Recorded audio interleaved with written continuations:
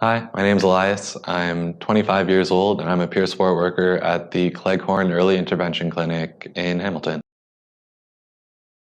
So I work with people who are experiencing their first episode of psychosis, mainly youth. The clinic goes from like age 16 to 35, although there's some leeway depending on people's experiences. And we essentially just like, as a whole team, try and help people to get into recovery and live like the life that they want.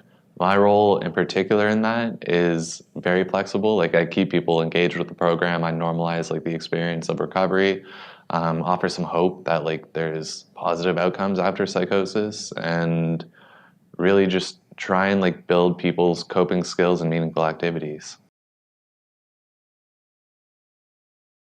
So I've been talking about cannabis and psychosis for like about a year now, and so this was kind of like a natural progression. And I love the idea that there's like a public education campaign to be able to raise awareness about cannabis and psychosis and like mental health in general, because it's not too well known and it's not like super talked about. And the conversations that are being had are very like one-sided most of the time. There's a lot of like fear mongering and biased information. And so being able to have like a level-headed discussion around like these are the risks, these are some of like the protective factors, these are the reasons why people would use, and all sorts of different things, and maybe even some stories about use. And I think it's really important to get the youth voice, because I think in Canada we have like a huge proportion of youth who are smoking pot, and with legalization it's all up in the air right now. So I wish we had done more before it was legalized, but now that it is, I'm in agreement with legalization. Like I think having these conversations now is ever more important, because then people can like know what they're getting themselves into, or know what it is, this whole like murky thing of the link between cannabis and psychosis and mental health. My use and my mental health are tied together like inseparably.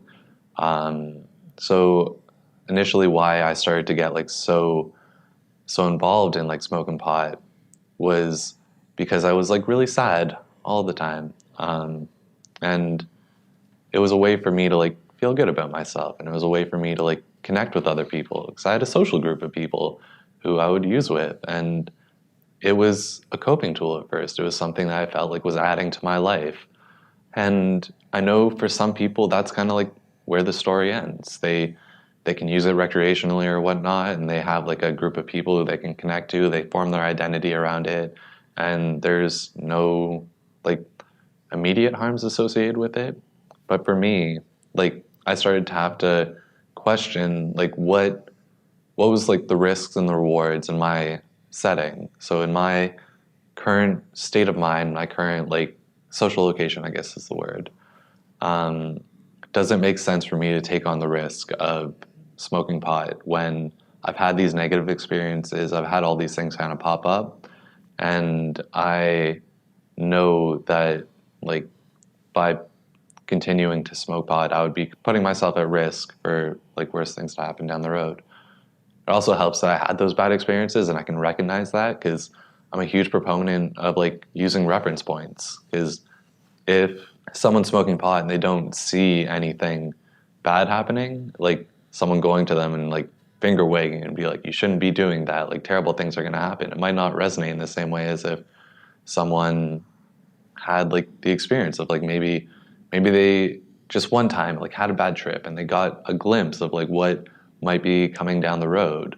That being said, I'm a firm believer in like education too, and so if people are able to like realistically assess their location in life and how they interact with substances, like I think that they can make informed decisions. And I think like that's kind of the hope of the whole project, right? We're gonna try and get information out there, we're gonna try and get different perspectives out there, and we're hopefully going to be able to inform the discussion in a way that will be relevant to the people who are like in the thick of it.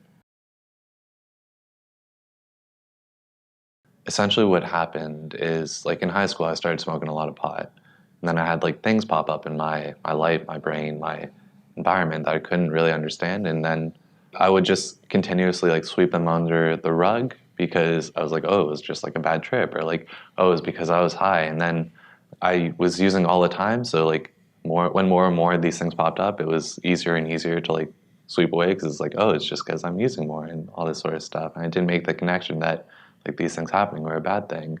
And then eventually, like they didn't go away when I stopped using, and I needed to get like a bit of extra support. The things that were happening, it's subtle when you're going through it. Like the way I explain it to people is when I tell you about like the symptoms that I had, it seems really obvious. Like if I tell you about like the time when or the voice I hear told me to like go to a park at midnight, otherwise like some people would go and attack my family. Like it's it's easy if you're like an outside observer to be like, obviously that's not true. Like where's the evidence? Like how can you know that if it's just like something that's going on in your head? But for me, like that's like some of the most real experiences I've had. It's like the most tangible. It's the most convincing because there's a lot of like skepticism in my life. But when I was like actively in psychosis, I was like certain of everything. So if I saw a police car across the street, like I knew absolutely no doubt in my mind that they were coming to like arrest me and I was going to go in jail indefinitely and I was never going to get out. I knew I didn't commit a crime. I just knew that they were also after me. Maybe they knew something I didn't. Maybe like there was some sort of conspiracy going on. And I was certain of certain things, but I couldn't quite tease out whether or not they were tied to like the world around me or whether it was just like something happening in my brain, which in the end it turned out it was, but it wasn't something I could even conceptualize. Yeah. So without getting into like any evidence, because that's a whole beast of its own, I like to talk about like the role that cannabis or substances in general play in someone's life. Because I know for me, if I'm like in the center of my life and I have like connections to different things, then like the more connections I have, like the more protective factors I have, the stronger, more robust I'll be able to take care of myself and have like a productive life. So if one of my connections is like friends, family, spirituality, hobbies, work, school, meaningful activity, all that sort of stuff, then I can have like good things and I'll have a bunch of things to reach to if something happens. But if I start taking away some of those pieces and adding in like substances or like one substance, if like instead of going to my friends I'll like smoke pot, instead of going to my family I'll smoke pot, instead of like finding meaningful activity I smoke pot, and if like all these things start to like get taken away and be replaced with a substance, then it kind of makes sense that it's going to become problematic at some point. But without knowing like the role that it's serving, it's hard to know that, because if I don't know that I'm using it in order to like feel comfortable, or to I'm using it in order to cope, or I'm using it in order to feel good, or I'm using it in order to avoid something in my life, I won't know like what I'm reaching for which reasons. And I won't be able to figure out like what I can add into my life or how I can change what I'm doing in order to like maximize the positives and kind of mitigate risks, harm reduction.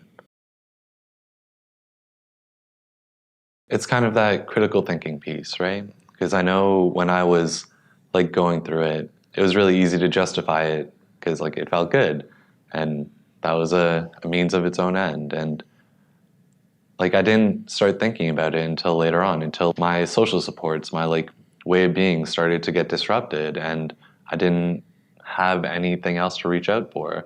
So if it was playing like the role of everything. If like I reach for pot when I'm happy, when I'm sad, when I'm angry, when I'm feeling stressed out, when I'm anxious, and it is like the be all end all in my life, kind of like the panacea, then naturally that's going to cause like some sort of change when my relationship to the substance changes, and it's going to like increase my relationship to the substance, because it is a relationship at the end of the day. I know that I can like turn to it when I'm feeling a certain way, and that it'll make me feel differently.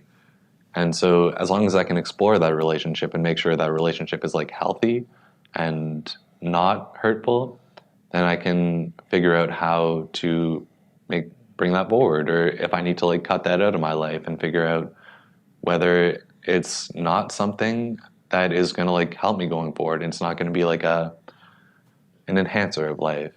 If it's going to take things away from me, like I don't want that in my life. And it's easier to conceptualize in terms of its role than like if terrible things happen, because like what would happen to me, like it was really easy to kind of brush aside the warning signs or whatever you want to call them because I was high.